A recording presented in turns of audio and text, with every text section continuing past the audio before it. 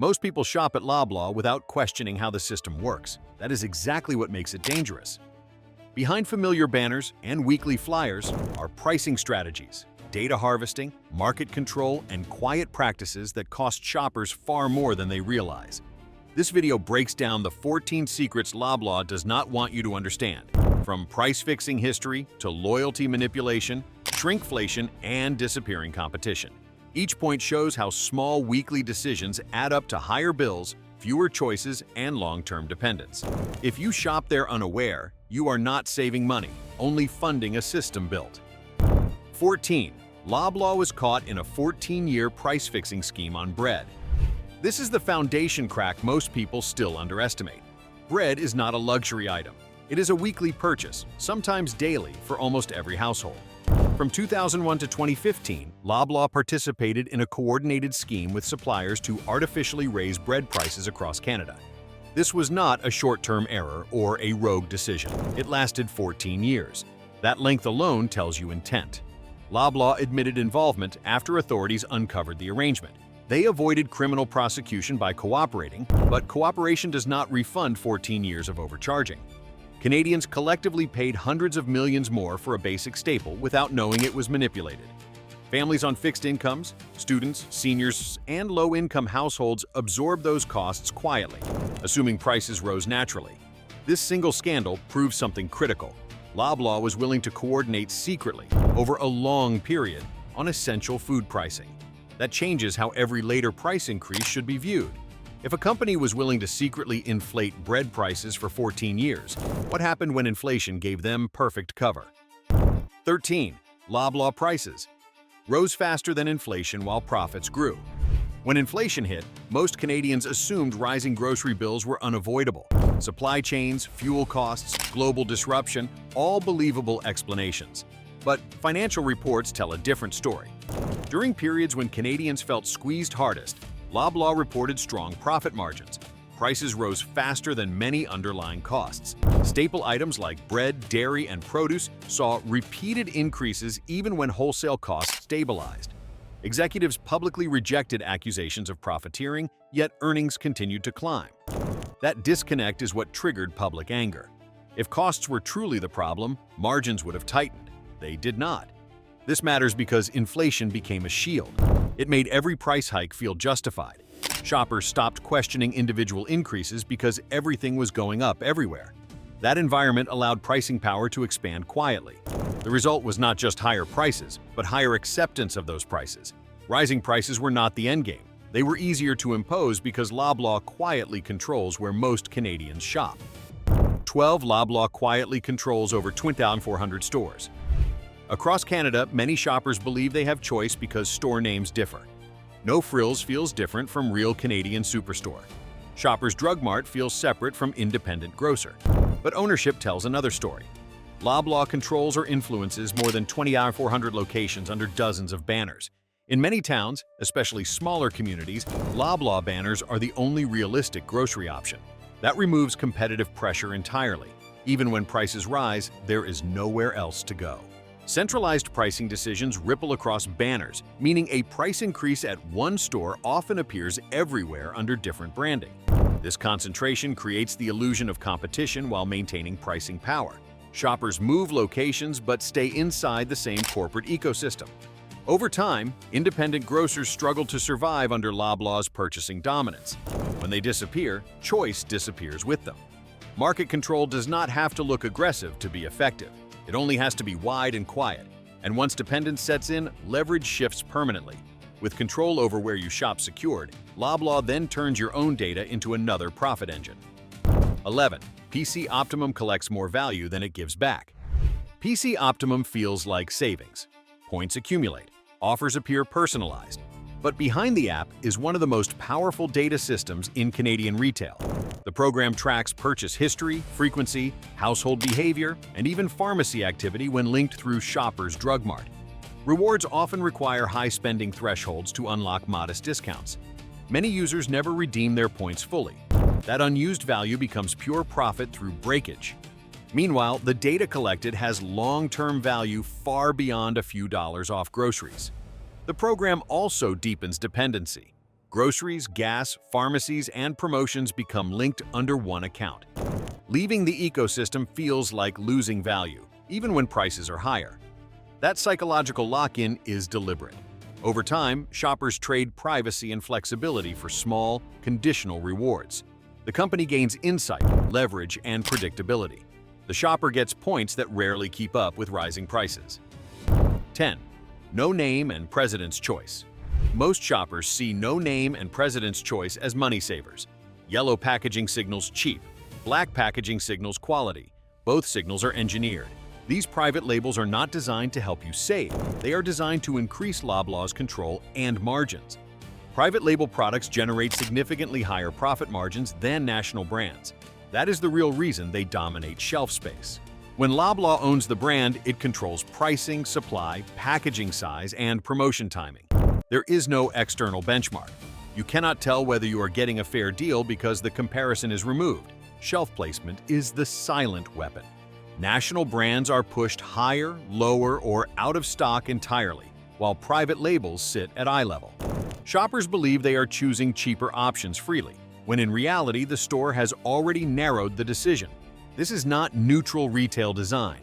It is behavioral steering. What happens if you keep shopping there?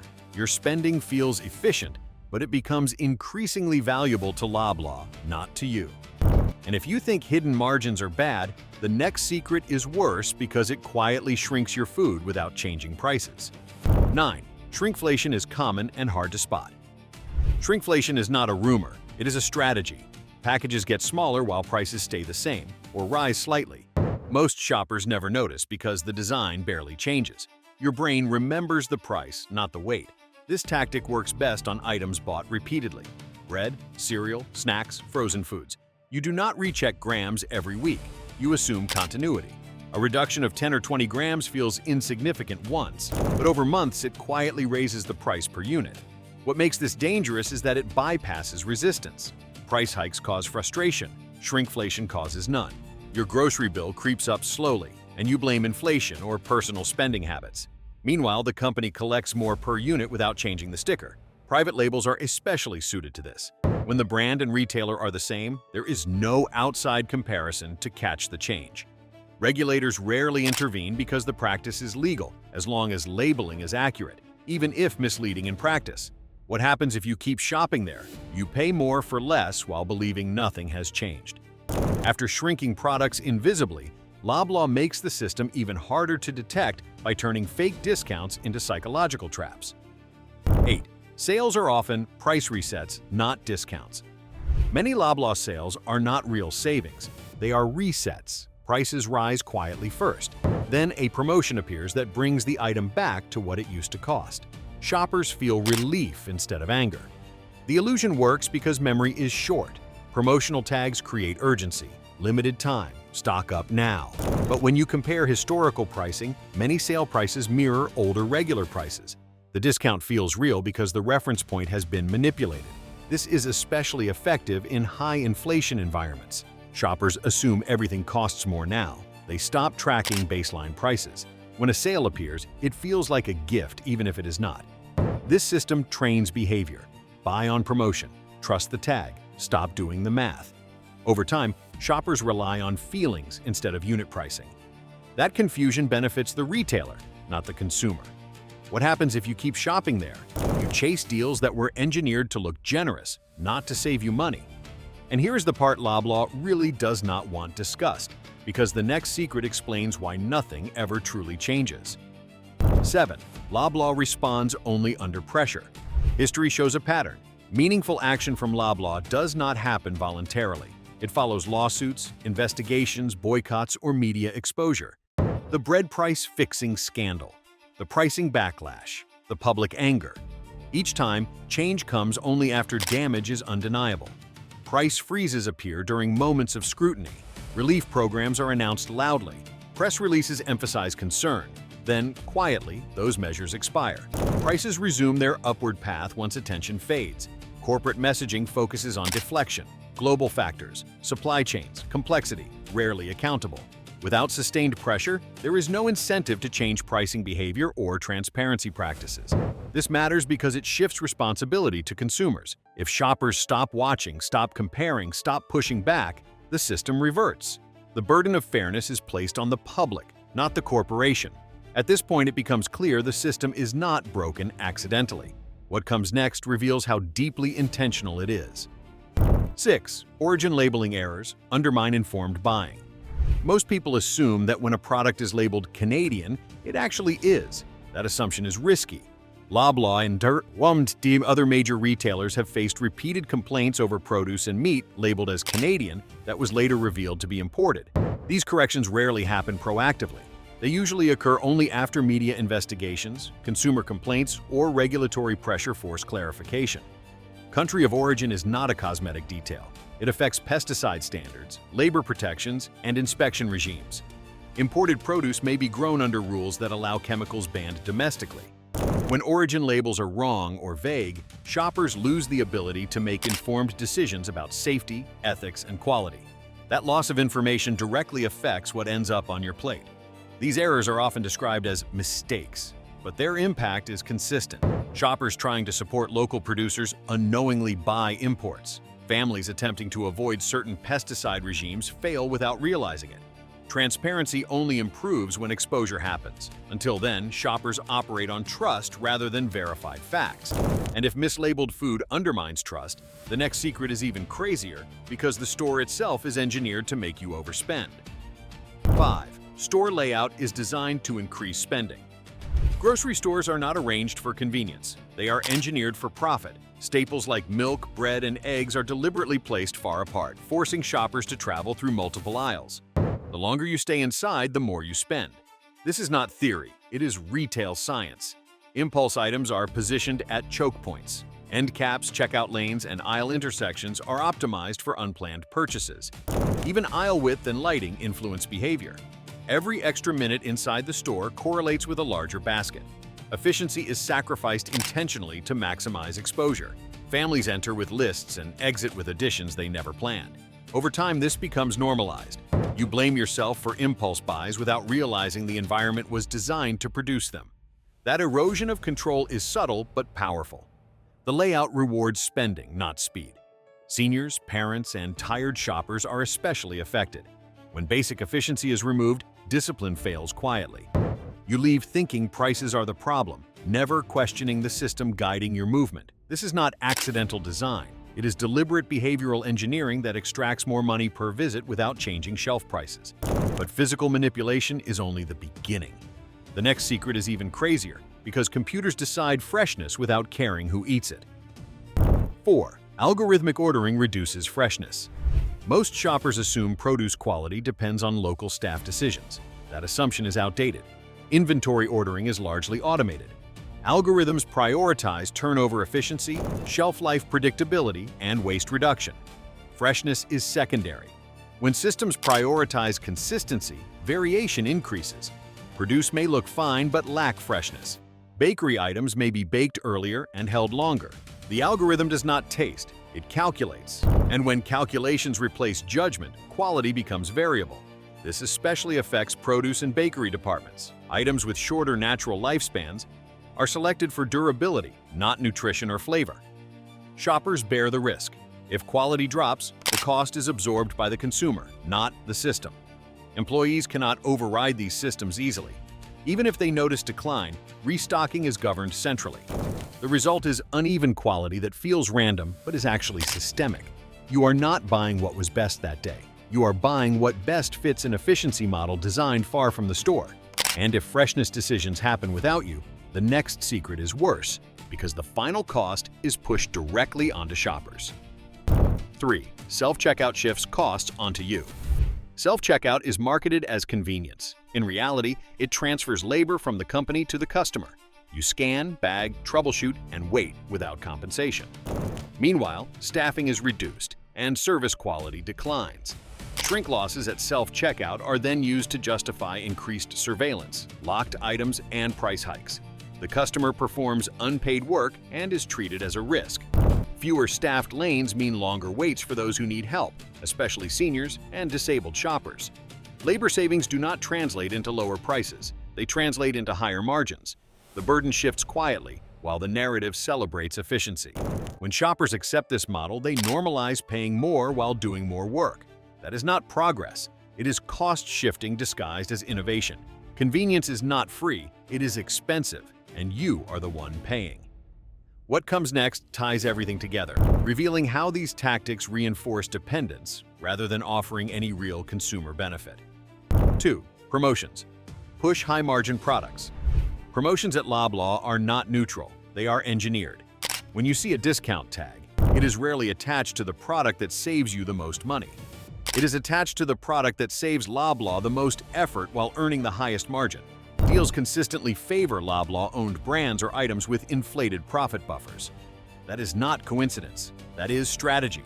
High-margin items receive the best shelf placement, the boldest signage, and the most frequent rotation in flyers. True value items, especially national brands with lower margins or aggressive wholesale pricing, receive far less visibility. You might assume the cheapest option will be highlighted. Instead, the most profitable option is. Over time, this subtly reshapes buying behavior. Shoppers stop comparing prices. They respond to color, placement, and repetition. Discounts feel like savings, but the basket total rarely drops. Instead, product mix changes. You buy more of what benefits the retailer most while believing you made smart choices. This is not about individual deception. It is systemic guidance. Shopping decisions are nudged, not forced. The result is predictable. Profit is optimized. Consumer benefit is secondary. When promotions stop being informational and start being directional, the shopper loses agency without noticing. You are not being offered the best deal. You are being offered the most profitable one dressed as value. If manipulated promotions are unsettling, the next secret is even crazier because it explains why smaller grocers are disappearing entirely. 1. Loblaw's market power weakens. Small grocers. Loblaw's market power does not end at the checkout line. It reshapes the entire food landscape in Canada.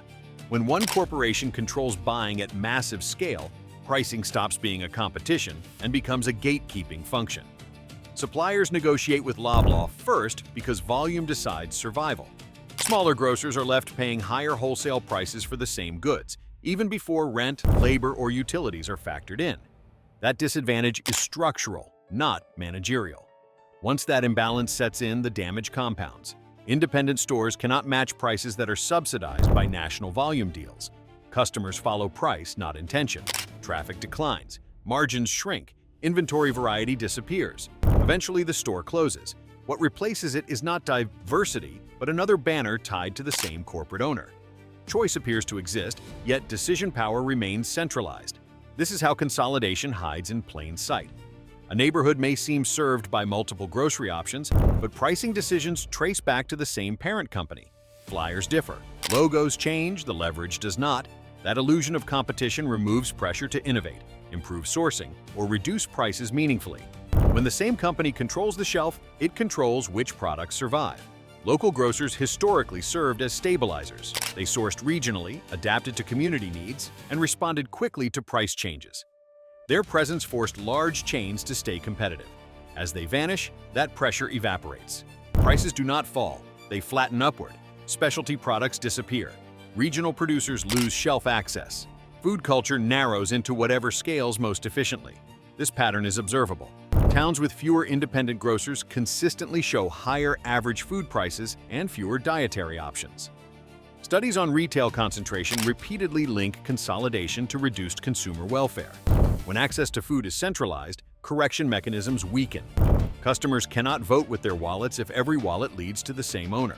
The most dangerous consequence is dependency. Once alternatives disappear, loyalty stops being a choice. It becomes mandatory. Shoppers are no longer deciding where to buy food, only which branch of the same system to use. At that point, pricing power no longer needs justification. Transparency becomes optional. Trust no longer needs to be earned because exit routes are gone. This is the final stage of dominance. The system reinforces itself. Suppliers comply because there is nowhere else to sell at scale. Consumers comply because there is nowhere else to shop conveniently. Regulators intervene only after harm becomes visible, long after the structure has hardened. When competition disappears, every secret discussed before this becomes permanent policy. Price fixing stops being an anomaly. Shrinkflation becomes routine. Data extraction intensifies. Transparency erodes further. The market no longer corrects itself because the market no longer exists in any meaningful sense. That is the cost of unchecked market power. Not just higher prices today, but fewer choices tomorrow. Not just inconvenience, but loss of agency. And once that threshold is crossed, no loyalty program, no rebranding, and no apology is required. Control has already been secured. Before we proceed further, subscribe, like and comment why you like this video for a chance to win a new Apple MacBook.